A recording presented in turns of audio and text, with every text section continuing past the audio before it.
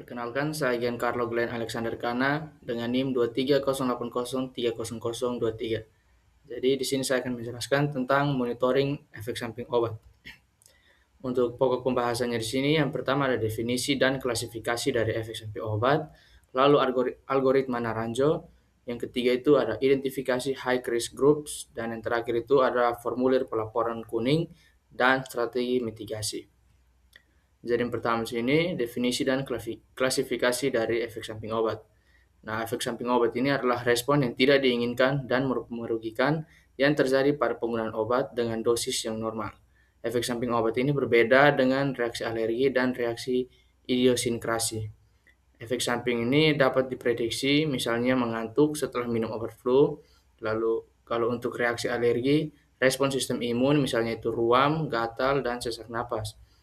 Kalau yang untuk reaksi idiosinkrasi ini adalah reaksi yang tidak biasa dan tidak dapat diprediksi. Untuk klasifikasi efek samping obat ini, menurut Rawlins Thompson itu ada yang pertama tipe A, tergantung dosis dan dapat diprediksi. Lalu tipe B itu tidak dapat diprediksi atau alergi. Tipe C itu berakibat penggunaan yang jangka panjang. Lalu tipe D itu efek yang muncul terlambat. Tipe E muncul setelah obat dihentikan, dan yang terakhir tipe F itu adalah kegagalan dari terapi.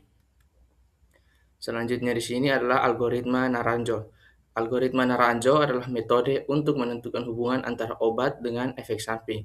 Penilaian ini dilakukan melalui beberapa pertanyaan seperti apakah efek muncul setelah obat diberikan, apakah efek membaik setelah obat dihentikan, dan apakah efek muncul kembali saat obat diberikan ulang. Nah, hasil dari penilaian ini, yang pertama itu definite atau pasti, lalu probable atau kemungkinan besar, dan possible yang itu mungkin, dan doubtful atau meragukan. Yang berikut identifikasi high risk group. Nah, kelompok yang berisiko tinggi mengalami efek samping itu ada yang pertama itu lansia dengan geriatri, yang mana fungsi organnya itu akan menurun. Lalu pediatri untuk anak-anak yang mana metabolismenya itu belum sempurna. Lalu ibu hamil yang mana nanti berisiko pada janin, dan yang terakhir itu gangguan ginjal atau hati yang menyebabkan metabolisme obat itu terganggu. Selanjutnya di sini ada form pelaporan kuning, di mana pelaporan efek samping obat dilakukan menggunakan formulir kuning ke BPOM, di mana isi dari laporan tersebut itu ada identitas pasien, nama obat, deskripsi efek samping, dan waktu kejadian. Tujuannya itu untuk meningkatkan keamanan penggunaan obat. Untuk isi dari laporan tersebut dapat dilihat pada gambar di bawah ini.